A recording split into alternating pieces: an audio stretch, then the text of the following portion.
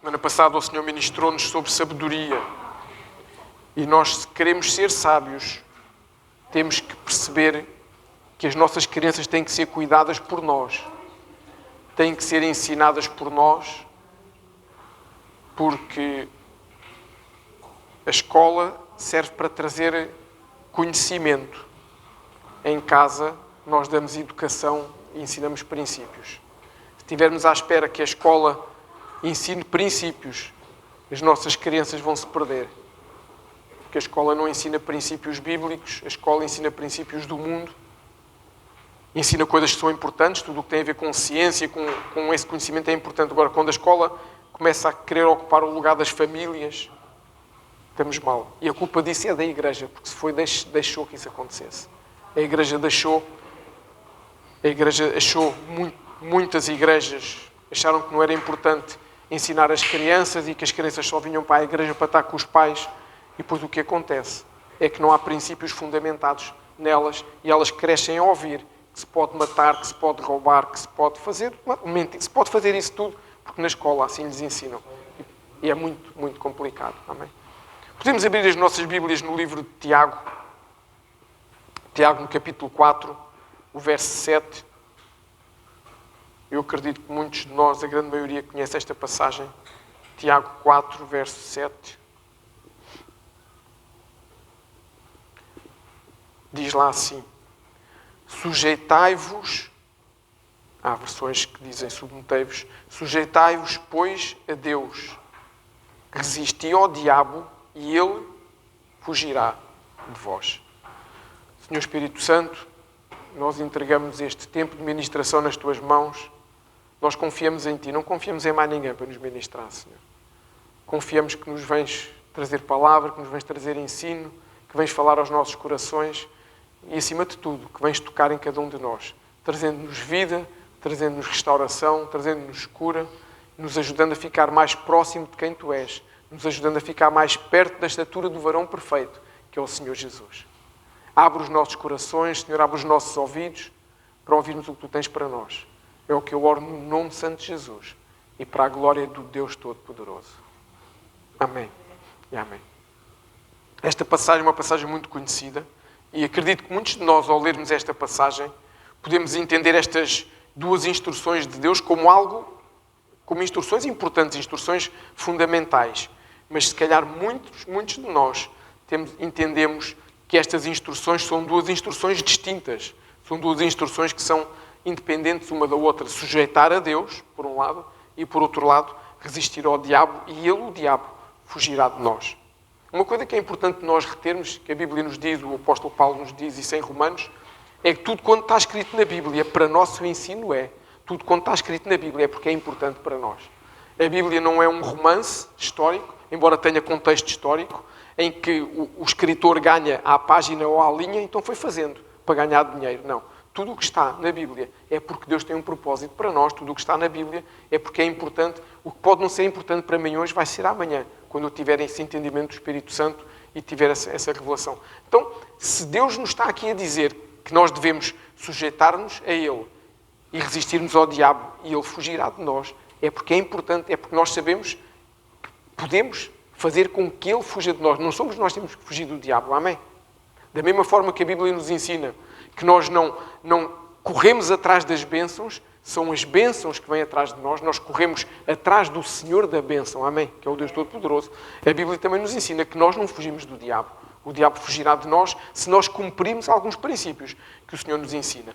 E estas duas instruções, por assim dizer, ou estas duas componentes da passagem, elas estão agarradas uma à outra, estão linkadas uma à outra. Não faz sentido vermos isto de forma diferente. E hoje nós vamos entender porque é que elas estão agarradas uma à outra, e se nós entendermos isso, é muito mais fácil colocar em prática na nossa vida cada uma delas.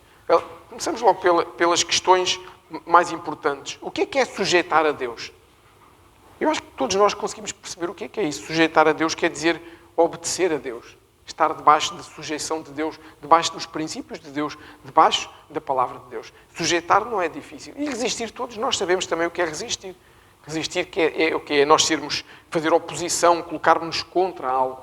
Quando nós estivermos atrás de uma porta e alguém quiser abrir a porta, a gente como é que resiste? fazemos força, não deixamos que a pessoa abra a porta. Não é? É assim que a gente, às vezes, quando era criança, brincava, escondia-se de uns e de outros, os que tinham mais força aguentavam a porta. Isso é resistir. Então, importante, a quem é que nós devemos sujeição? A Deus. A quem é que nós devemos resistir? Ao diabo. Isto tem que ser claro para nós. Nós não devemos pensar que as coisas estão misturadas. O facto de elas estarem ligadas não quer dizer que elas estejam misturadas. E é importante eu perceber que se eu me sujeitar a Deus, eu consigo resistir ao diabo. É o que aqui nos diz. E nos diz que eu só consigo resistir ao diabo se eu me sujeitar a Deus. E eu vou-vos demonstrar isso através da palavra do Senhor. Então, se eu não me sujeitar a Deus, nós temos aqui, para quem gosta de lógica, porque o nosso Deus é um Deus de lógica, amém? Nós é que às vezes não temos capacidade para chegar lá. Mas quando o Espírito Santo nos ajuda, a gente entendemos. O nosso Deus não tem nada por acaso, não tem nada por coincidência aqui na sua palavra, nada. Tudo tem lógica. Nós temos é que perceber o sentido das coisas de Deus. Então, eu só consigo resistir ao diabo se eu me sujeitar a Deus. Por outro lado, se eu não me sujeitar a Deus, eu não vou resistir ao diabo. Isto é lógica. Se eu não me sujeito a Deus, é a primeira parte, eu não vou conseguir resistir ao diabo. Da mesma forma, se eu não resisto ao diabo, é porque eu não me sujeitei a Deus. São coisas simples. Até aqui nós nem precisamos de espiritualizar, nem de analisar o que quer que seja sobre uma forma espiritual. São questões lógicas. Se eu me sujeito a Deus, eu consigo resistir ao diabo. Se eu não resisto ao diabo, é porque eu não me sujeitei a Deus. Isto é algo que nós conseguimos entender até sem uma questão, se entrarmos no fundo da teologia. Não vale a pena a gente pensar que pode ser de outra forma. Todos nós conhecemos, de certeza, histórias de pessoas que acharam que era diferente, que acharam que sem se sujeitarem a Deus conseguiam resistir ao diabo. E hoje nós vemos o caminho onde eles estão, a ausência de Deus na vida deles. E nós conhecemos há figuras conhecidas da Igreja que um dia foram homens e mulheres que realmente levavam a palavra de Deus e a partir do momento em que começaram a achar que não precisavam de sujeitar a Deus, mas faziam o que eles queriam. Hoje nós vemos-los por aí, pela internet da vida, a dizerem coisas e a fazerem coisas, a tomarem atitudes que só a misericórdia do Senhor para não os ter levado já. E nós temos de ter esse cuidado para não irmos por aí. Não vale a pena a gente experimentar isso. Então, porquê é que esta ministração é importante para nós? Porque desde o dia em que nós decidimos escolher Jesus como nosso Senhor e nosso Salvador, eu não sei se sabias, eu às vezes digo isto, mesmo que nos possa assustar, mas a partir do dia em que nós decidimos seguir Jesus, nós entramos numa guerra contra as forças do mal. Nós até podemos não entrar diretamente, mas estamos a entrar porque as forças do mal decidiram levantar uma guerra contra nós. Como se a gente tivesse aqui um alvo nas costas e as forças do mal, as forças das trevas, têm como objetivo destruir-nos. Porque se nos destruírem, sabem que destroem a nossa família, sabem que destroem o nosso legado, que são os nossos filhos. Então, essa é a verdade. Então é importante a gente saber como resistir. Eu estou a dizer isto agora, não é para a gente andar na rua a ver se alguém anda atrás de nós. Não. A Bíblia também nos diz que a nossa luta não é contra a carne, nem contra o sangue, mas contra as hostes espirituais, as hostes malignas espirituais. Nós temos é que aprender como fazer isso. E nós seremos capazes de resistir a essa guerra, nós seremos capazes de resistir a essas ações se nós estivermos debaixo da sujeição de Deus. Se não estivermos debaixo da sujeição de Deus, nós somos um alvo fácil, nós somos uma presa fácil. Deixa-me dar-vos um exemplo que pode parecer estranho, mas que nos ajuda a perceber. Aquelas pessoas que mergulham para tirar fotografias e fazer filmagens muito bonitas debaixo de água, quando elas vão para lugares que são perigosos, onde há tubarões, elas não deixam de ir para fazer fotografia. Elas não deixam de ir para fazer filmagens para depois vermos vídeos lindos sobre a natureza. Elas fazem o quê? Elas protegem-se. Elas normalmente vão numa gaiola de aço, algo que é inquebrável, para garantir que nenhum peixe, nada, pode tentar atacá-los. Ou seja, eles protegem-se. Eles não deixam de fazer o que têm que fazer. De igual modo, nós não devemos deixar de fazer a nossa vida. Não é porque existe alguém que está a guerrear contra nós que nós deixamos de fazer a nossa vida. Não. Nós ficamos debaixo da sujeição de Deus para nós conseguirmos perceber como resistir ao diabo e ele fugir de nós. Porque a Bíblia nos diz isso, a Bíblia nos garante isso. E a Bíblia não mente, a Bíblia é verdadeira. Amém. Nós até conseguimos, se calhar, entender com alguma facilidade o que fazer para estarmos sujeitos a Deus. Nós ensinamos isso desde o dia em que nós aceitamos Jesus que nós conseguimos perceber isso. Nós temos que ler a palavra, nós temos que orar, nós temos que ter tempo de intimidade com o Senhor Jesus, temos que aprender a ouvir o Espírito Santo, a obedecer. Isto é a forma simples que nós entendemos como é que eu vou sujeitar-me a Deus. É muito fácil. Talvez já seja mais difícil para nós percebermos ou sabermos o que devemos fazer para resistir ao diabo. Claro, a gente sabe, eu não devo pecar, claro. O não devo pecar nem tem a ver com isso. É porque se o Senhor Jesus foi àquela cruz para nos trazer vida, para nos trazer salvação, é um absurdo eu decidir escolher uma vida de pecado e voltar a pôr Jesus em causa. Não faz sentido. É algo completamente absurdo da minha vida. Mas hoje o Senhor vai nos mostrar, através de uma passagem do Antigo Testamento, uma passagem poderosa que nos vai ajudar, acredito eu, a compreender e a colocar em prática como é que eu posso resistir ao diabo. Quando a gente tem exemplos, é mais fácil, não é? É muito mais fácil a gente ter um exemplo do que apenas falar de uma forma abstrata. Não, eu tenho que resistir. E como é que eu resisto? A gente sabe como é que a gente resiste a comer. É o método do copo d'água. Cada vez que tem fome, bebe um copo d'água. Esse é o melhor método para resistir à comida. É a melhor dieta que há. É o método do copo d'água. É difícil, mas a gente consegue. Porquê? Porque alguém nos diz uma estratégia. Então o Senhor hoje, através da sua palavra, nos vai trazer essa estratégia. Vamos ler uma passagem do Antigo Testamento que fala de uma batalha que está a ser travada por alguém que está em minoria nessa batalha. E o Senhor vai usar esta palavra para, de uma forma profética, nos mostrar como resistir ao diabo. Porque a nossa batalha é espiritual, não é física. Nós não andamos a lutar fisicamente contra ninguém. É uma batalha espiritual. Mas através deste texto iremos tirar lições preciosas. Amém? Então, abra a Bíblia comigo no segundo livro de Crónicas, no capítulo 32. Os livros de Crónicas, quer o primeiro, quer o segundo, como o nome indica, Crónicas, traz um relato ali compilado, praticamente tudo o que acontece de relevante, e depois nós temos em Reis, temos em vários livros os detalhes. Aqui está o grosso. Vamos ler os primeiros 13 versículos e depois saltamos para o 20 e para o 21 para não ser tão extensa a leitura. Então, 2 Crónicas 32, verso 1. Vai-nos contar essa batalha. Diz assim: depois destas coisas e desta verdade, veio Senaqueribe, rei da Assíria, e entrou em Judá, e acampou-se contra as cidades fortificadas e intentou apoderar-se delas. Vendo depois Ezequias era o rei da altura, que Senaqueribe vinha e que estava resolvido contra Jerusalém, teve conselho com os seus príncipes e os seus homens valentes, para que se tapassem as fontes das águas que havia fora da cidade, e eles o ajudaram. Assim, muito povo se ajuntou e tapou todas as fontes, como também o ribeiro que se estendia pelo meio da terra, dizendo: porque viriam os reis da Assíria e achariam tantas águas.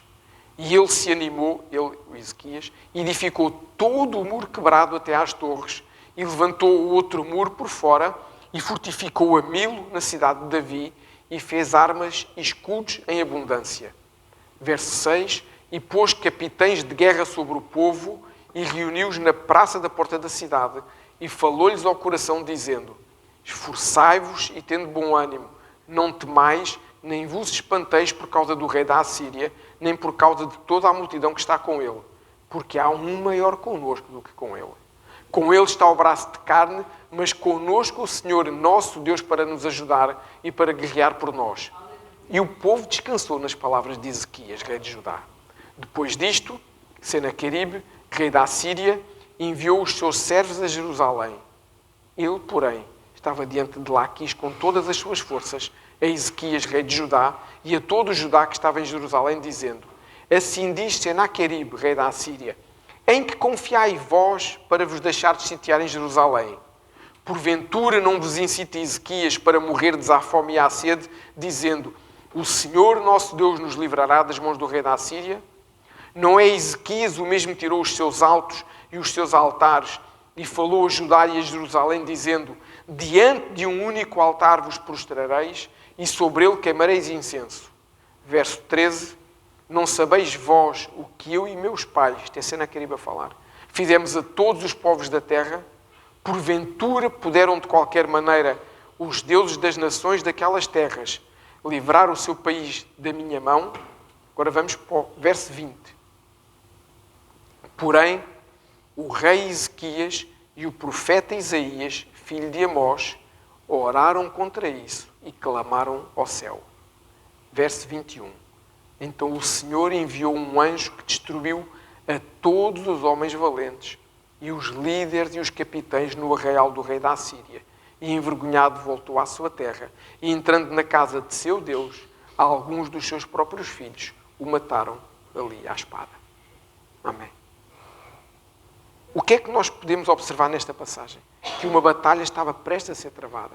Que havia uma força imensa, muito maior que a do rei Ezequias, que tentou atacar o rei Ezequias. Tentou não, atacou. Chegou lá e cercou-os. E nós podemos ver isto, e se depois lerem no livro de Reis, tem lá os detalhes, vemos que, naturalmente falando, as forças de Senaqueribe eram muito maiores que as forças do rei Ezequias. Não sei qual era a proporção, se era de 1 para 2, de 1 para 3, mas eram muito maiores que as forças do rei Ezequias. Da mesma forma, quando nós falamos de Satanás como inimigo das nossas almas, como nosso inimigo, naturalmente falando, é mais poderoso do que nós. Nós não poderíamos fazer-lhe frente ao seu exército das trevas. Nós, não. Mas Jesus pode. Amém? Não podemos esquecer disso. Mas assim como Ezequias disse, nesta frase que nós lemos, que o Deus deles não tinha um braço de carne, era um Deus que estava com eles. O apóstolo João também nos escreve, também ensina na Bíblia, que maior é aquele que está em nós do que aquele que está no mundo. Amém? Então, não interessa se o outro exército é grande. O que interessa é que aquele que luta por nós vence e nunca foi vencido. Amém? Que é o nosso Deus Todo-Poderoso. Nós não guerreamos esta guerra sozinhos, nós não guerreamos esta guerra na força do nosso braço. As dificuldades não são apenas nossas, nós temos o auxílio e o socorro do céu e é importante nós percebermos isso. No entanto, nós temos uma responsabilidade que o Senhor nos dá aqui nesta palavra de Tiago. A nossa responsabilidade é o quê? Resistir ao diabo. O Senhor chamou-nos para fazermos parte da história. Amém? O Senhor não nos chamou apenas para sermos espectadores, para vermos os milagres. Da mesma forma que o Senhor usa a nossa vida para fazer a cura, para dar palavra, para trazer profecia, para fazer milagres. Da mesma forma que o Senhor usou a vida do apóstolo Pedro, que a Bíblia nos diz, onde ele andava, a sombra dele curava os enfermos que estavam na rua. Da mesma forma, o Senhor usou não só para isso, mas usou-os para levar a palavra a toda a Ásia, aos confins da terra, desde Samaria até aos confins da terra. E o Senhor também nos usa para sermos parte integrante da história. Resistir ao diabo. Temos um papel, temos uma intervenção. Quando o nosso Deus colocou Adão no jardim do Éden, ainda não havia Eva. Quando Ele colocou Adão lá, logo, ainda não havia Eva. Só depois é que o Senhor criou Eva. A Bíblia diz-nos, está lá em Gênesis 2,15, que o Senhor o colocou lá para lavrar e guardar. Se vocês quiserem ler em casa, 2,15 diz lá isso. Guardar de quê? Se ele estava sozinho. Não havia a Eva sequer. O Senhor criou Adão, colocou no jardim do Éden. Era para guardar de quê? Deus está aqui a sinalizar já algo importante para nós espiritualmente. É que o diabo, o inimigo das nossas almas, ia tentar alguma coisa. E Deus deu essa responsabilidade a quem é? Adão. Quando Adão pecou e foi expulso do jardim do Éden, a Bíblia nos diz que o Senhor colocou querubins a guardar a árvore do conhecimento do bem e do mal. Até lá, o Senhor não tinha posto os anjos, éramos nós, a humanidade. Então, o Senhor conta connosco. Nós temos um papel para fazer. Há coisas que os anjos fazem, fantástico, maravilhoso, mas há muita coisa que somos nós que fazemos, que Deus nos deu esse papel. Então, é importante. Por isso, nós não devemos passar a responsabilidade das coisas que são nossas para Deus. A responsabilidade de guardar a nossa casa é nossa. Não devemos passar esse ónus para Deus. Quem tem que orar pela nossa casa somos nós. Quem tem que orar pelos nossos filhos somos nós. Quem tem que orar pelo nosso casamento somos nós. Deus tem que fazer a parte dele, mas eu tenho que fazer a minha parte e tomar o meu posicionamento. E aquela frase que às vezes o crente usa, eu entrego tudo nas mãos de Deus. Normalmente quem diz isto assim a toda a hora é porque não gasta um minuto para orar, não gasta um minuto para clamar, não escolhe um dia para jejuar, decide não fazer nada e acha que Deus tem que fazer tudo. Depois os resultados também muitas vezes estão à vista. Nós temos que fazer coisas, nós temos responsabilidade na nossa casa. É nossa, não é de Deus. Amém. É algo que nós temos que interiorizar. Voltando aqui a esta passagem, nós podemos olhar para o Senaqueribe, nome bonito, o rei da Síria, como uma ação de Satanás que estava ali naquele lugar. Podemos dizer que ele simboliza quase a ação de Satanás. A Bíblia nos diz que ele estava a conquistar todos os povos por onde passava e só parou aqui, quando chegou a Ezequias.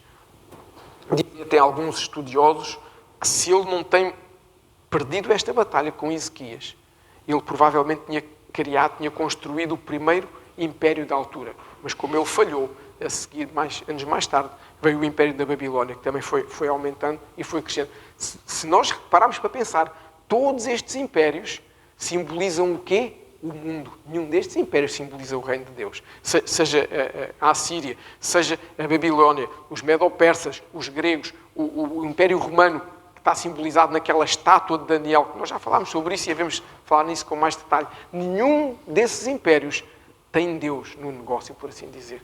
Todos eles são para ocupar os princípios de Deus como princípios humanos. E nenhum deles subsistiu. Quem subsiste até hoje é a Igreja do Senhor Jesus. Amém?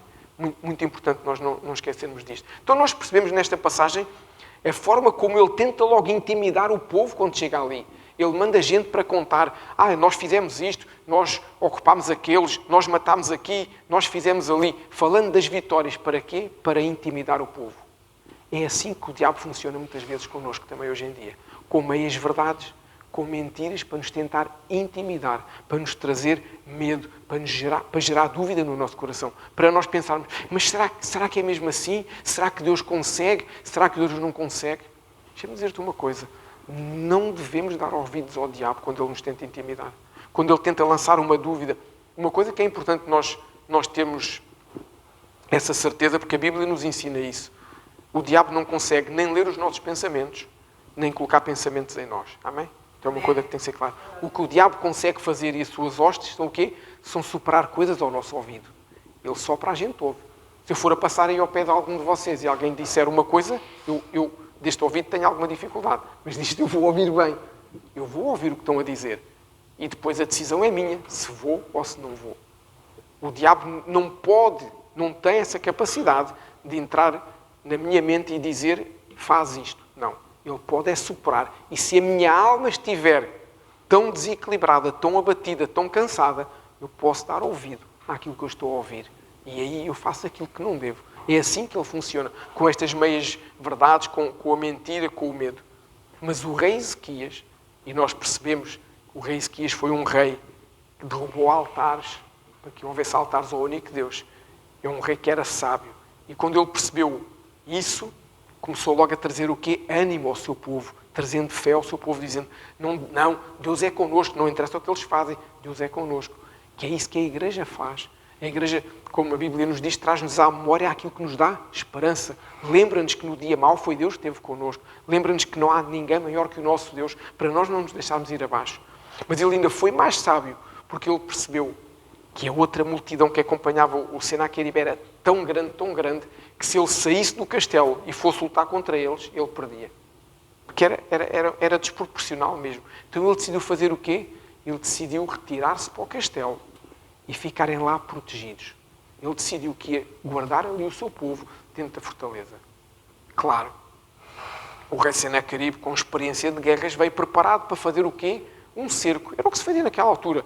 Quem gosta de ver filmes ou séries sobre a Idade Média, todos nós já vimos com certeza muitas séries e muitos filmes desse tempo, vimos que normalmente chegavam a uma cidade e faziam um cerco. Podia durar semanas, meses, anos, até que faltasse o quê? Até que faltasse a comida e a cidade se rendia, ou começavam os motins e as tropas se rendiam por causa do desânimo e da confusão toda. E o Senhor hoje está-nos a alertar para uma coisa, que talvez nós possamos estar, alguns de nós, a sentir-nos cercados pelo inimigo. Talvez alguns de nós possam sentir que o desânimo está a chegar ao meu coração. Talvez venha um problema daqui, talvez venha um problema que não tem solução dali, talvez venha uma doença daqui, talvez venha uma questão financeira dali. É como se estivéssemos a ser cercados às vezes por todos os lados. E o que o Senhor nos tem hoje para dizer é que não desistas, tem bom ânimo. Exatamente o que Ezequias disse. Porque se nós resistirmos ao diabo, se nós nos sujeitarmos a Deus, se nós resistirmos a este cerco, esse cerco vai terminar. E nós vamos ser vitoriosos em Cristo Jesus. Amém. Que é exatamente o que o Senhor nos quer mostrar hoje. Que em Jesus nós somos vitoriosos. Só que o rei Ezequias tomou algumas decisões para se preparar para esse cerco. E são essas decisões, estas 5 principais decisões que ele tomou, que o Senhor hoje nos quer mostrar como é que nós podemos aplicar isso na nossa vida espiritual. Não é na natural, é na espiritual. E como é que nós podemos, com isso, sujeitar-nos a Deus, para que o diabo possa fugir de nós, porque nós lhe resistimos. Deixem-me já agora dizer uma coisa. Não é mutuamente inclusivo. Eu não me consigo sujeitar a Deus e não resistir ao diabo. Ou seja, eu posso fazer esta parte e não fazer a outra. Nós temos que perceber isto. Portanto, é importante nós percebermos estas atitudes, estes princípios do rei Ezequias. A primeira atitude está nos versos 3 e 4 que nós lemos, em que ele diz, resumindo, ele deu conselho, deu ordem, deu mesmo a direção aos seus homens valentes para fazer o quê? Para taparem todas as fontes de água que havia fora da cidade. Ou seja, eles foram para a fortaleza, mas fora da cidade havia ribeiros, havia rios, havia fontes de água. E o que ele mandou fazer foi, vão tapar todas as fontes de água. Porquê? Porque ele foi sábio. Espera, eles vão me cercar, eles vão ficar aqui de fora. Mas se eu tapar toda a água, eles não vão ter água para beber. Ou seja, eles podem ficar uma semana, 2, 3, 4, um mês, 2, 3, a água deles vai-lhes faltar e a nossa não vai, porque a gente guardamos água aqui dentro. Eles não podem trazer água para aquela montanha de gente para durar muito tempo. Ezequias foi sábio, foi inteligente. Então, já que eu vou sofrer um cerco, eu não vos vou deixar nada.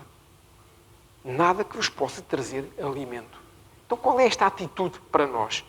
Vamos tirar tudo que é nosso e que pode alimentar o inimigo das nossas almas. O que é que eu tenho na minha vida que, de alguma forma, alimenta o diabo? O que é que eu tenho na minha vida que, de alguma forma, é a água que eu tenho que tapar, a fonte que eu tenho que tapar para que o diabo, à minha conta, não possa sobreviver? Esta é a primeira atitude que, através de Ezequias, nós temos para nós. Quando eu quebro princípios da palavra, eu estou a alimentar o inimigo. É como se eu destapasse uma fonte de água. Cada vez que eu quebro um princípio da palavra, é como se eu destapasse. Cada vez que eu deixo a carnalidade tomar conta da minha vida, é como se eu destapasse mais uma fonte e ele vai se alimentando. Ele vai alimentando, ele vai ganhando força, ele vai ganhando força. Cada vez que eu cometo um pecado, eu estou a fazer o quê? A fortalecer o inimigo. Ou seja, eu tenho fontes que eu tenho que secar. Se ainda há fontes dessas na minha vida, eu tenho que secar como Ezequias fez. Ezequias cortou toda a possibilidade de alimentar o inimigo. E nós temos que fazer o mesmo. Esta é a primeira atitude. Avaliar a nossa vida. Pois se de alguma forma, consciente ou inconscientemente, nós estamos a alimentar o inimigo, nós temos que cortar isso.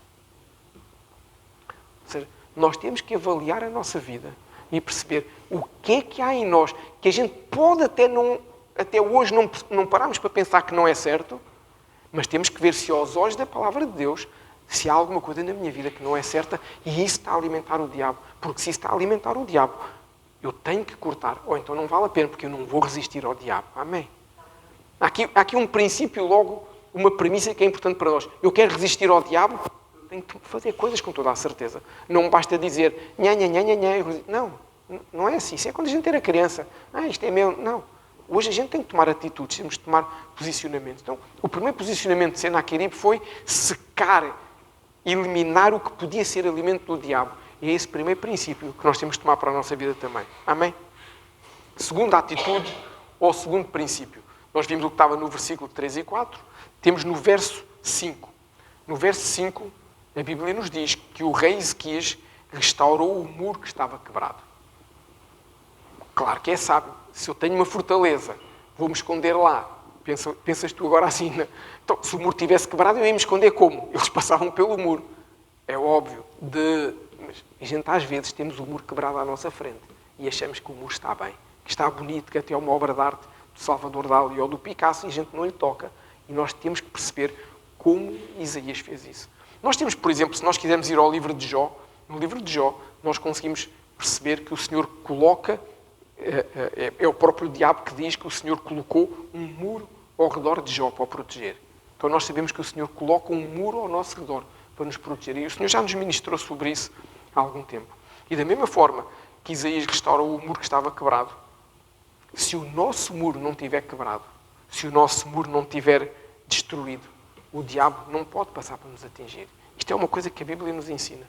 E a Bíblia diz-nos, na primeira epístola de Pedro, uma frase que nós como crentes conhecemos muito, que diz que o diabo anda ao nosso derredor para buscar quem ele possa tragar. Então, se é para buscar, quer dizer que não é qualquer um. Quer dizer que não são todos. Se fosse todos, dizia assim, o diabo anda ao nosso derredor para tragar todos o que apanhar. Como a Bíblia não se engana, para buscar, ou seja, o diabo anda a ver os que estão a jeito, em linguagem comum, para ele poder tragar. Os que estão detrás do muro, aquele exemplo que eu dei há pouquinho, os que estão dentro da gaiola dos tubarões, podem estar a filmar ali tranquilamente. Fazem um filme fantástico. Se houver um herói que se atira do barco, acha que não é preciso, não, isso não é preciso, e vai lá começar a filmar, os tubarões agradecem que naquele dia tiveram mais proteína para comer. É tão simples quanto isso. Se nós tivermos o muro, estivermos atrás do muro, como o rei Ezequias estava, podem-nos fazer um cerco, mas ele não consegue. Ele não consegue tragar. Só aqueles que têm o muro quebrado é que ele pode passar. E o Senhor já nos ministrou uma vez sobre isto, e uma coisa que nós aprendemos nessa ministração, não sei se se lembram, é que este muro por fora, ele é inquebrável, é inviolável. O diabo pode vir com a bomba atómica, pode vir com o que quiser, não passa. Mas por dentro, o muro é feito de um material frágil, porque depende de mim. E eu, de uma forma muito simples, posso quebrar o muro por dentro. É um material que por fora é inquebrável, porque é Deus quem o faz. Mas por dentro eu posso quebrá-lo. Então eu tenho que ter esse cuidado, essa atenção. O que é que eu estou a fazer na minha vida que eu posso quebrar esse muro? Como nós dizemos em linguagem crentez, onde é que eu estou a fazer essa brecha na minha vida? Onde é que há brecha na minha vida? É algo que o Senhor nos chama para nós podermos avaliar. Não só as fontes que eu estou a dar ao inimigo, mas esse muro que Deus tem à minha volta. Onde é que eu estou a fazer uma brecha? É na minha linguagem? É naquilo que eu vejo? É naquilo que eu falo só? É nos ambientes que eu frequento? É nas pessoas com quem eu me dou? Onde é que eu estou? É na falta de perdão que eu tenho? Há muitas coisas que nos podem ajudar a trazer brecha. É na falta de respeito que eu tenho para com o meu próximo. Lembra-te de um detalhe muito importante. Um dia os escribas estavam a tentar apanhar Jesus na curva, né? Esse era o grande alvo deles, tentar mostrar que Jesus não era o Messias. E eles foram-lhe perguntar, mestre, diz lá aí qual é o mandamento mais importante de Deus? Que era para ver se Jesus conhecia a Torá, não é? Para ver se Jesus conhecia os 10 mandamentos. E Jesus baralhou-os completamente. E juntou aqueles 10 mandamentos em 2 e disse-lhes assim, o mais importante são 2, então aí já os baralhou. São 2. É amarás o Senhor teu Deus sobre todas as coisas, toda a tua alma, todo o teu coração, toda a tua fé, todo o teu entendimento. E amarás ao próximo como a ti mesmo. A gente às vezes pensa que pecar é uma coisa muito complicada. Mas se o Senhor Jesus me diz que eu devo amar o próximo como a mim mesmo e eu não consigo, eu já estou a dar uma brecha na minha vida. E quando eu faço isso às vezes na minha própria casa, com discussões, com coisas que são absolutamente absurdas, para não usar outra palavra, em que nós na nossa humanidade tentamos estar ali a esgrimir razões e princípios e sei lá mais o quê, eu já estou a criar uma brecha na minha vida, na minha casa, principalmente, no meu casamento, no meu relacionamento familiar. E isto serve a quem? Ao inimigo das nossas almas. E Deus faz um muro fantástico. Uma verdadeira firewall, um muro de fogo à nossa volta. E nós vamos lá por dentro e vamos criando uma coisinha aqui, criando uma coisinha ali. Então nós temos que realmente avaliar a nossa vida. Porque nós, para resistirmos ao diabo, nós temos que fechar as fontes que o alimentam, mas eu tenho que garantir que ele não chega para cá, que o meu muro também está fechado. Amém? Então estes são os 2 primeiros princípios. O terceiro princípio também está no verso 5. Diz que ele, depois de restaurar o muro, ele não ficou por ali. Ele ergueu torres sobre o muro. Ou seja, ele restaurou o que estava partido, restaurou o que estava quebrado, mas ergueu torres. Qual é o objetivo das torres? Quem gosta de ver, mais uma vez, filmes antigos, quem gosta de ver filmes passados na Idade Média, lembra que normalmente sobre as torres está alguém para vigiar o inimigo quando ele vem. Não é? Por exemplo, nós em Lisboa temos o Castelo de São Jorge, num lugar super alto, que dali conseguiam ver o rio para ver se vinham barcos para invadir a cidade. E normalmente os castelos estão num lugar alto e acima do castelo ainda tem torres. É um lugar alto para os atalaias, que é o nome das pessoas que ficavam nessas torres. Vigias não só para poderem vigiar o inimigo que se aproxima para atacar, mas para poder rapidamente avisar que alguém está a chegar. Espiritualmente falando, o Senhor está a dizer que nós, como vigílias, Nós temos que poder vigiar a nossa vida e a nossa casa para perceber como é que o inimigo tenta atacar. E como é que eu consigo fazer isso? Eu não me vou pôr em cima de um banquinho lá em casa para ver se vejo alguma coisa, nem do escadote. Então, é uma questão espiritual. É através da visão espiritual, é através da minha intimidade com o Espírito Santo. À medida que eu me sento e que eu gasto tempo com o Espírito Santo, à medida que eu decido doar a minha vida ao Espírito Santo, à medida que eu ando nessa sujeição, eu consigo perceber, porque Ele me vai dando sinais, seja através de sonhos, seja através de visões, seja através de uma palavra, seja através de um versículo que me alerta para algo que eu estava distraído. E isso me vai mostrando que há algo que pode acontecer. E quando Ele me mostra isso, o que é que eu faço a seguir? Eu oro sobre essa situação. Eu jejuo sobre essa situação. Eu me consagro ainda mais sobre essa situação. Para quê? Para que o inimigo que lá vem, antes de chegar, as coisas não aconteçam. Naturalmente falando, se vejo o inimigo vir para atacar o meu castelo, a única coisa que eu posso fazer é precaver-me aqui. Espiritualmente falando, se eu sou alertado que o inimigo vai fazer alguma coisa, eu começo a lutar com as minhas armas espirituais. A adoração, a oração, são as armas de guerra que eu tenho. Para quê? Para que os céus se movam a meu favor. Amém? É assim que nós temos de fazer esta guerra espiritual. Porque se nós percebermos que alguma coisa está a acontecer, o Espírito Santo vai nos chamar a atenção para quê? Para as nossas áreas mais frágeis. Deixa-me dar-te um exemplo muito claro. Se um de nós tem problemas de adição ao jogo, por exemplo, o diabo não nos vai tentar com roubo.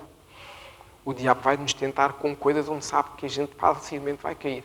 É uma coisinha para raspar aqui, é uma coisinha para fazer ali, e às tantas temos o quê? 5 ou 6 aplicações no nosso telemóvel para apostar.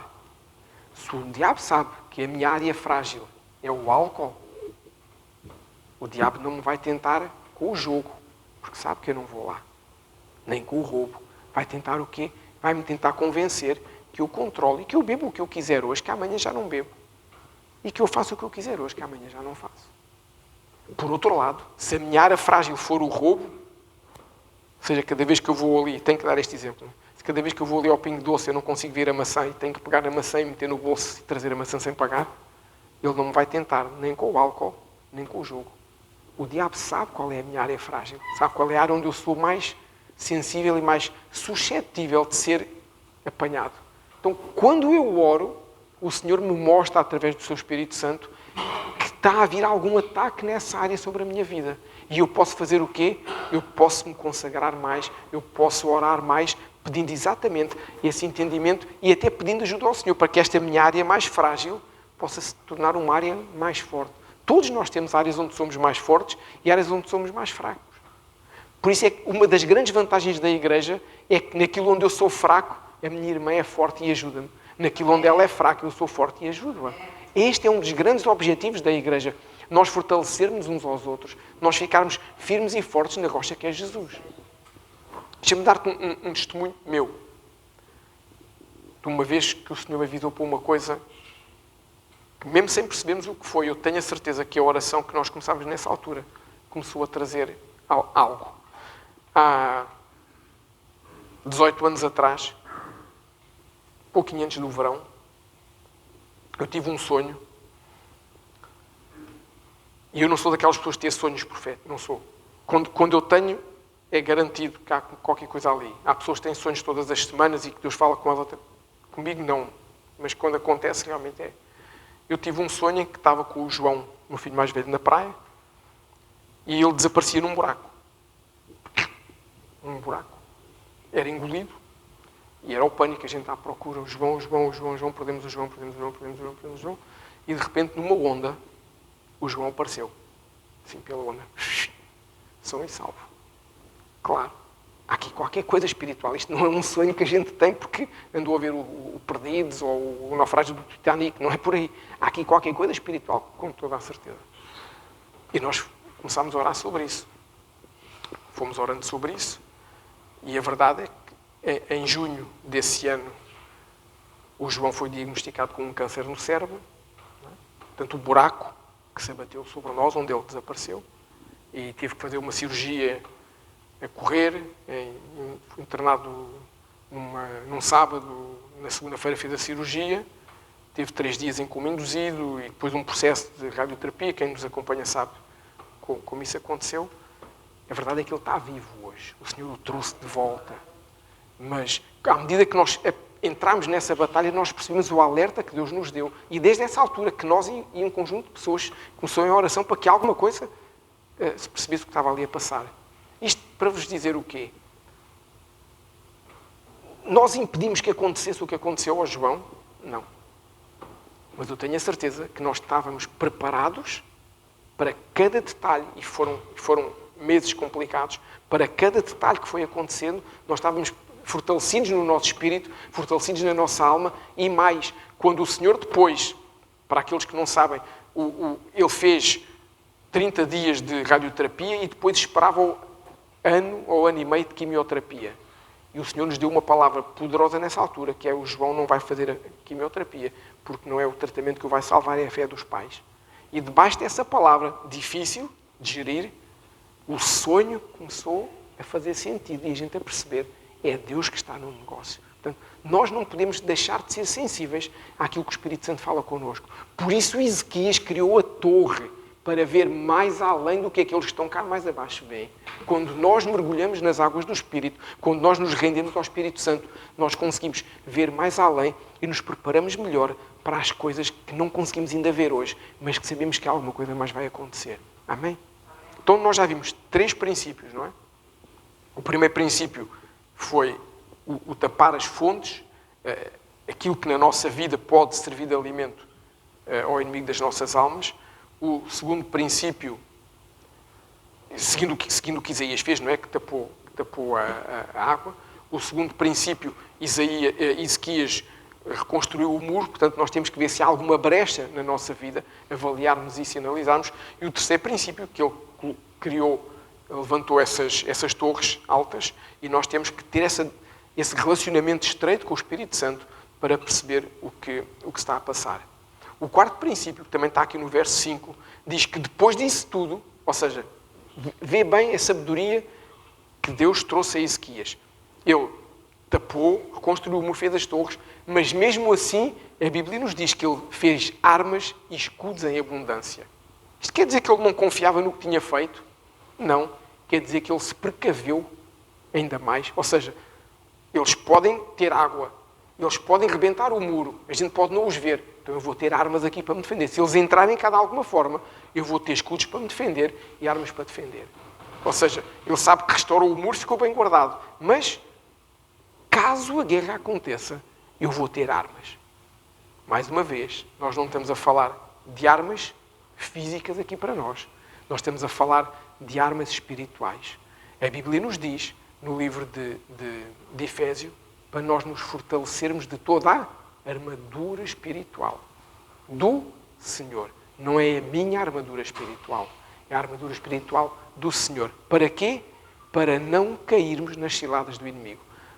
A Bíblia não nos diz: põe a armadura para tu ficares imune. Não, para não cair nas ciladas. O que quer dizer que eu posso ter a armadura, o inimigo vai tentar na mesma fazer com que eu caia, fazer na mesma com que eu vá no engodo. Então, a armadura espiritual, neste caso específico, tem uma aplicação para nós, cada um daqueles elementos da armadura espiritual. E se nós formos ler ao livro de Efésios, se não conhecem, sugiro que em casa leiam Efésios 6 e 7.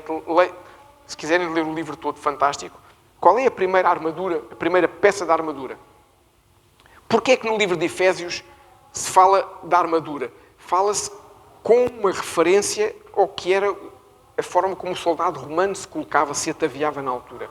Porque era o exemplo, o povo estava a ser subjugado por Roma, então o exemplo que eles tinham era o soldado romano. Então, as peças do soldado romano, o Senhor nos ensina espiritualmente o que é na nossa vida. E hoje, nesta aplicação desta palavra, o Senhor nos fala claramente sobre cada uma delas, o que é que cada uma delas é. Primeiro artefacto, capacete da salvação. O que é que o Senhor nos está aqui a dizer? O capacete de salvação é para nós guardarmos a nossa mente, para não sermos influenciados pelo mundo.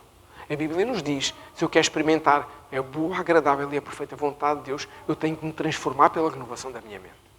Eu não posso mais ter uma mente em que eu acho que é normal mentir. Eu não posso mais ter uma mente em que eu acho que é normal roubar o vizinho do lado. Eu não posso mais ter uma mente em que eu acho que é normal... O mundo ensina isso. Eu não posso ter essa mente. Eu tenho que mudar a minha mente, eu tenho que guardar a minha mente e não ser influenciado por aquilo que o mundo diz que é razoável. O mundo diz que é razoável eu assaltar um banco desde que me falte o dinheiro em casa. Não é razoável fazer isso. Nós temos que guardar a nossa mente. Este é o princípio do capacete de salvação. O segundo artefacto é a couraça da justiça. A couraça, o soldado coloca onde? No peito. O que o Senhor nos está a dizer hoje é: eu tenho que saber guardar e gerir as minhas emoções. Ter equilíbrio nas minhas emoções. Não faz sentido eu, à segunda-feira, estar super feliz e bem disposto. À terça, estar zangado com todo o mundo e mais uma galáxia. À quarta, voltei a estar bem disposto. E à quinta, voltei a estar zangado. À sexta, a minha mulher é a melhor mulher do mundo. No sábado, é a pior. Não pode ser. Não pode ser. Há qualquer coisa na minha mente, na minha alma, e a minha alma é a minha mente, a minha vontade, as minhas emoções. Há qualquer coisa aqui que não está bem. Eu tenho que saber gerir isso. E se eu não estou bem, sabem quem é o médico que nos pode ajudar? Jesus. Claro que há coisas, há questões, há patologias, há questões físicas, há questões químicas, que eu devo buscar uma ajuda natural e científica. Amém? Nada contra. Mas o equilíbrio, muitas vezes, vem do quê? Da minha falta de leitura da palavra. Como eu disse a semana passada, se eu nas 24 horas do dia eu tenho tempo para tudo, menos para orar e ler a palavra, eu vou ser uma pessoa desequilibrada. Vou ser uma pessoa, sem sombra de dúvida, que vou ser desequilibrada, porque me vai faltar o alimento espiritual. Deixa eu fazer aqui uma pergunta. Quem é que aqui faz mais que uma refeição por dia? Quem aqui faz mais do que 2? Quem aqui faz mais do que 3? Não vou perguntar mais para ninguém ficar envergonhado. Não, se a pessoa comer pouco 2 em 2 horas, até é saudável. Agora, se a pessoa comer 5 feijoadas por dia, isso já não é uma coisa... Sabe bem, mas daqui a algum tempo a gente fica tipo o senhor sempre em pé do nódio, não é? Aquilo fica uma coisa brutal. Se nós nos alimentamos várias vezes ao dia, porque é que nós nem uma vez por dia nos alimentamos da Bíblia? Há qualquer coisa aqui que não está a bater certo. E, sem chamar nomes a ninguém, nós somos autênticos camelos espirituais, em que vimos ao domingo, atestamos e aguentamos, como o camelo no deserto que aguentamos, e aguentamos até ao próximo domingo. Não dá. A gente vai desidratar espiritualmente. Não estou a chamar camelo a ninguém. Não é? Pronto, somos dromedários espirituais, é mais bonito assim. Não pode ser. Nós vamos desidratar espiritualmente, nós vamos entrar em falência. O nosso espírito entra em falência da mesma forma que os órgãos entram em falência. Nós temos que nos alimentar. Senão, é muito complicado nós termos o equilíbrio e não só. Terceiro artefacto, o cinturão da verdade que a Bíblia nos diz. Não pode haver mentira na nossa vida.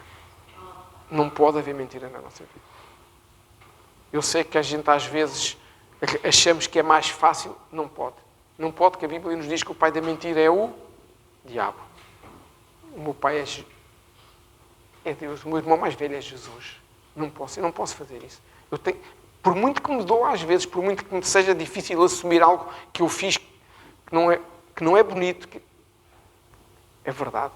O Senhor Jesus ensina-nos a verdade. Nós temos que usar a verdade em todo o tempo. A pior coisa que há, a mentira, é uma bolinha que se transforma numa bola de neve que um dia nos atropela e atropela muita gente.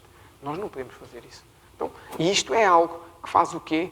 É algo que faz com que as armas e os escudos... Era como se o rei Ezequias tivesse feito armas e escudos, mas fingir de papel.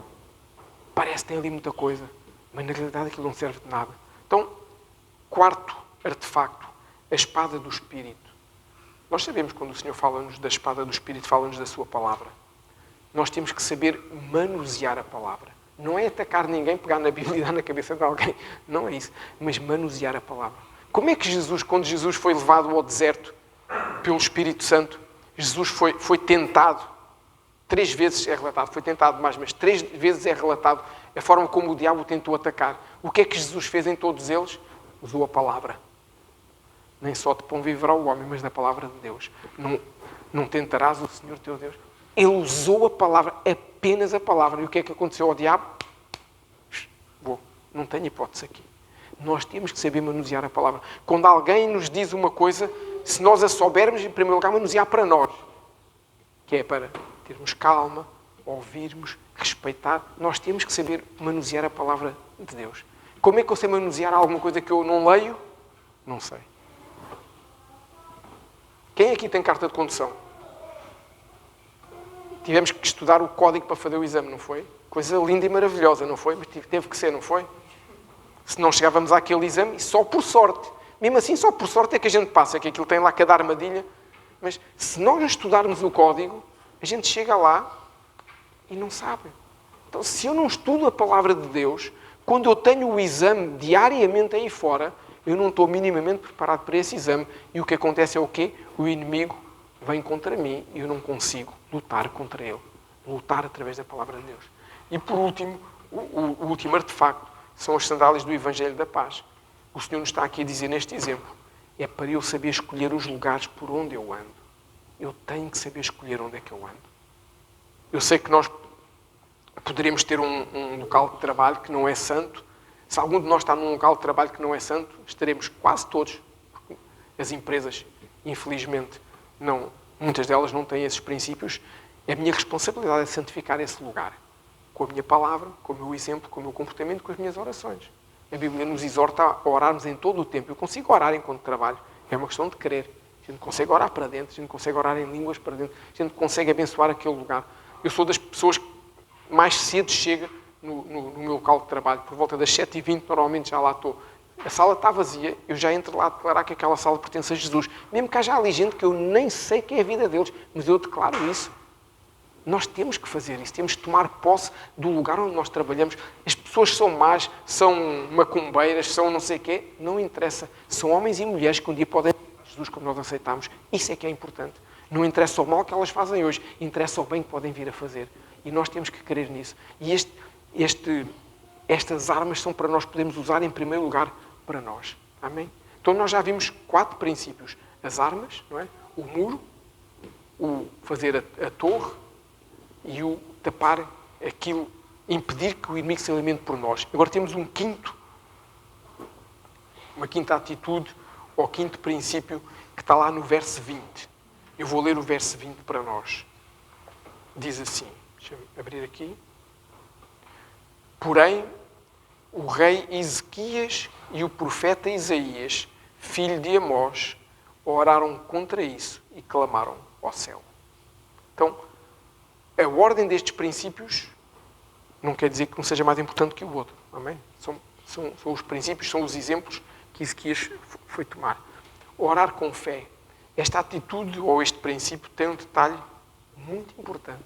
As 4 anteriores falaram acima de tudo de quê? De resistência ao inimigo. Não é?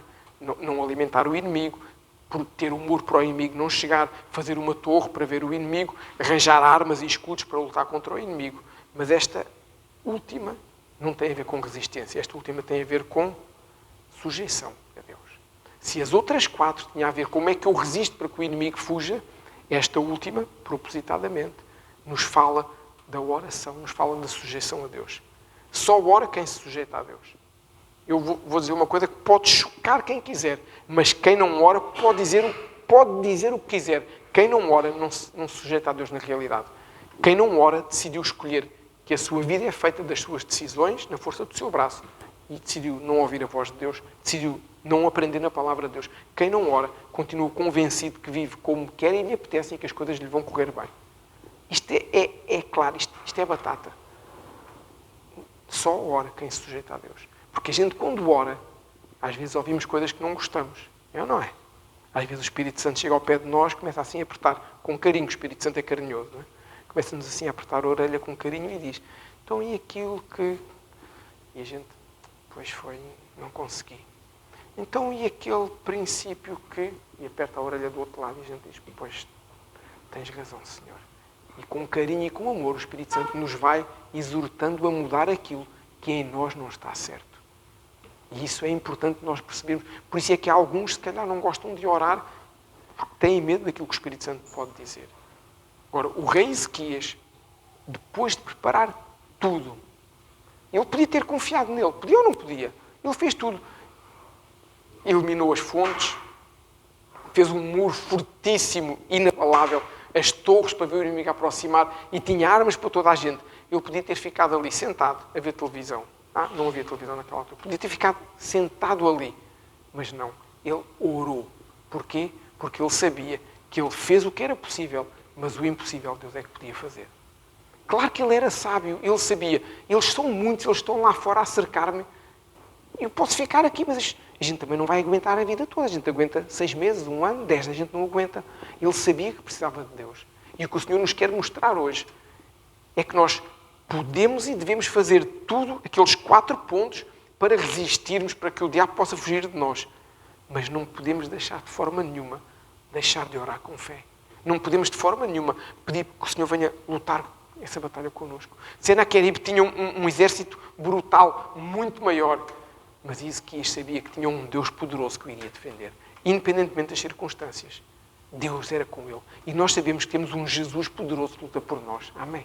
Nós sabemos que pode haver o cerco difícil, pode haver a batalha difícil, podem-se estar a levantar hostes malignas contra nós, mas nós sabemos, se nós resistirmos, mas nos sujeitarmos a Deus, o diabo vai fugir de nós. E é isso que é importante nós percebermos. E nós vemos aqui, no verso 21, que o Senhor, depois daquilo tudo, Ezequias fez a parte dele e Ezequias orou. E o que a Bíblia nos diz é que Deus enviou um anjo e esse anjo destruiu numa noite. Não foi assim em semanas. Numa noite, o anjo entrou no arraial de Senaqueribe. E o que a Bíblia nos diz é que os homens, os capitães, dos servos aos seus príncipes, todos foram dizimados. Se vocês forem ler no segundo livro de Reis, temos esta história contada com mais detalhe. Diz lá que naquela noite o anjo eliminou 185 mil homens. Não eram 100 homens, nem 200, nem 1000. 185 mil homens. É quase a população de uma cidade que não seja muito grande. É maior que o nosso concelho aqui. Então, é impressionante o que Deus faz. Porquê? Porque Ezequias orou com fé. Mas porque Ezequias fez a parte dele, não colocou apenas a responsabilidade em Deus. Eu não posso afirmar que se Ezequias não tivesse feito a parte dele, Deus não faria o que fez. Eu não posso afirmar isso. Mas o que a Bíblia me ensina é que ele fez a parte humana e Deus fez a parte espiritual. Deus fez a parte do milagre. Deixa-me dar-te um exemplo para nos ajudar a perceber porque é que a nossa parte é importante. Quando o Senhor Jesus foi ter com Marta e com Maria, porque o seu irmão Lázaro tinha morrido, passavam 4 dias, ele estava morto há 4 dias. Primeiro detalhe aqui que é importante nós percebermos, e o ministro isso sempre que fala do tema, porque é que Jesus esperou 4 dias e não 3 para ir lá ressuscitar Lázaro? Porque o povo judeu acredita que a partir do 4º dia a alma perde completa ligação ao espírito e não é possível mais ter vida. Então Jesus foi ali desfazer um paradigma religioso dizendo não interessa o que o povo acha, interessa o que Deus faz. Esse é o primeiro detalhe dos 4 dias. E o que é que Jesus fez quando chegou lá onde estava? Jesus foi lá tirar a pedra para Lázaro sair? Não. Jesus diz, a parte natural fazem vocês, o milagre faz Deus. Tirem a pedra, Lázaro, podes vir. Alguém o ajuda a tirar as ataduras. A parte natural Jesus não fez. A parte natural na tua vida e na minha, Deus não vai fazer. A parte natural em Ezequias foi Ezequias que fez. Quem teve que tapar as fontes foi Ezequias. Quem teve que restaurar o muro foi Ezequias. Quem teve que fazer a torre foi Ezequias. Quem teve que fazer escudos e armas foi Ezequias. Quem mandou o anjo que eliminou 185 mil homens foi Deus. Amém. Deus faz aquilo que tu e eu não conseguimos fazer. Mas nós temos que fazer a nossa parte. Nós não podemos ficar sentados à espera que Deus faça tudo. Porque muito provavelmente Deus não vai fazer. E este é o nosso Deus maravilhoso e fantástico. A Bíblia nos diz que Senaqueribe ficou tão envergonhado com esta derrota, qualquer um de nós ficaria, que voltou para a sua terra e foi morto pelos próprios filhos. Nós sabemos porque é que ele foi morto pelos próprios filhos. Ele blasfemou contra Deus, não é? Ele brincou com Deus, ele zombou com Deus quando ele dizia do vosso Deus isto, do vosso Deus aquilo. Quem zomba com Deus nunca tem um final feliz, não é? E isso foi isso que aconteceu. E este é o nosso Deus. Se nós nos sujeitarmos a Deus, como diz lá em Tiago, foi assim que nós começámos, e resistirmos ao diabo, ele fugirá de nós. Amém? Podemos ficar de pé nos nossos lugares para para orarmos.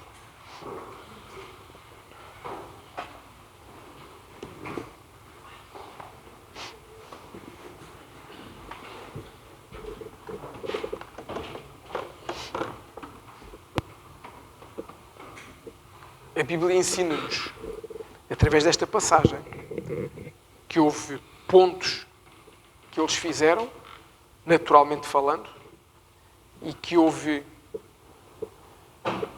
algo que só Deus pôde fazer. Eles tiveram fé, que é uma coisa que é importante. Nós esta semana temos estado a orar, nós estamos num propósito de 70 dias de jejum e oração. E dentro desse propósito, cada semana, cada ciclo de uma semana, nós oramos por um particular dom do Espírito Santo, pela ativação desse dom nas nossas vidas. Na primeira semana orámos pelo dom da sabedoria, na semana seguinte orámos pelo dom da palavra de conhecimento, e esta semana temos estado a orar e hoje orou-se isso também na intercessão, pelo dom da fé. O dom da fé é mais do que ter fé. O dom da fé é um dom que nos traz ousadia, é um dom que normalmente é ativado em nós quando participamos de ações de milagres, em que Deus se move de uma forma sobrenatural no nosso meio.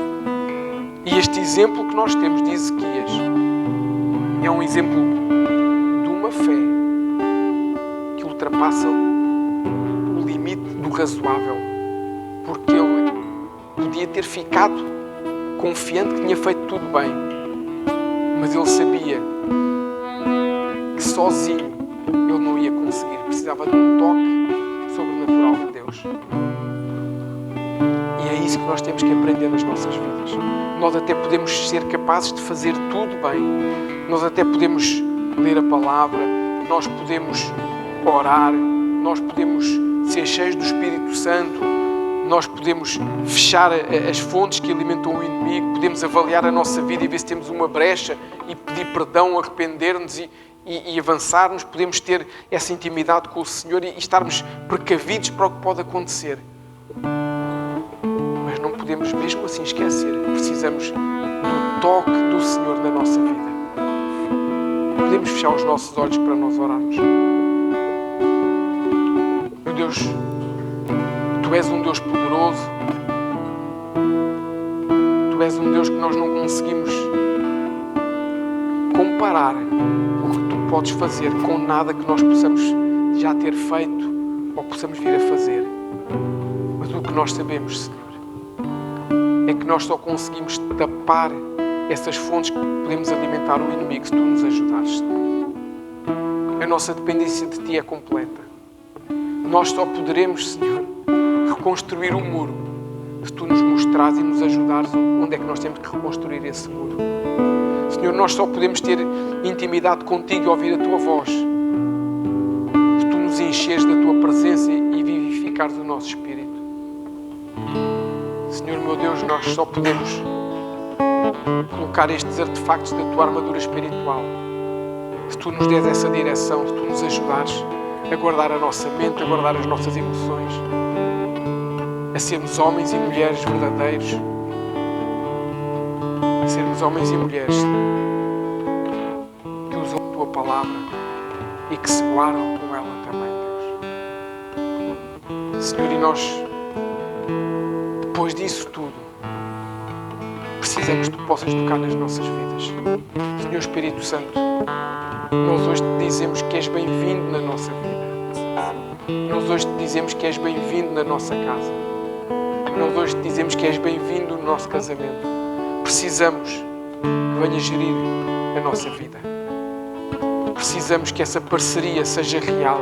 Precisamos de diminuir, cada um de nós, diminuir para nós mesmos, para os nossos achismos, para os nossos conceitos, para os nossos preconceitos, para que Tu possas viver através de nós, Senhor. E nós possamos viver a vida que Tu tens para cada um de nós. Então eu oro nesta manhã, Senhor, para que Tu possas tocar nos nossos corações, nos possas mostrar. A Tua palavra nos diz, Senhor, Tu sondas as nossas mentes, Senhor. A Tua palavra nos diz que Tu vens sobre os nossos corações para ver se encontras algo mau, algo errado. Então eu Te peço, Senhor, Tu escruta as nossas mentes e os nossos corações e se encontrares algum caminho mau, nos mostra, porque nós não queremos mais andar nesse caminho mau. Hoje declaramos que não queremos mais andar num caminho que nos leva à perdição. Hoje declaramos que não queremos andar mais num caminho que nos leva ao pecado, que nos leva, Senhor, a ser atingidos pelo inimigo. Hoje nós queremos declarar que nós queremos sujeitar-nos a Ti, à Tua palavra, aos Teus princípios. E queremos resistir ao inimigo para que Ele possa fugir de nós. Precisamos, Senhor, que nos tragas essa visão. Precisamos que possas trazer aos nossos corações essa força e esse vigor para nós não mais vacilarmos no momento das decisões, mas pelo contrário, sermos conhecidos como homens e mulheres que têm Deus no seu coração. Pai, eu oro para que nos nossos empregos, nas nossas escolas, na nossa vizinhança, possamos ser conhecidos como homens e mulheres que o Senhor usa porque se sujeitam a Ele e resistem ao diabo. É o que eu oro, em nome santo de Jesus. E para a glória de Deus.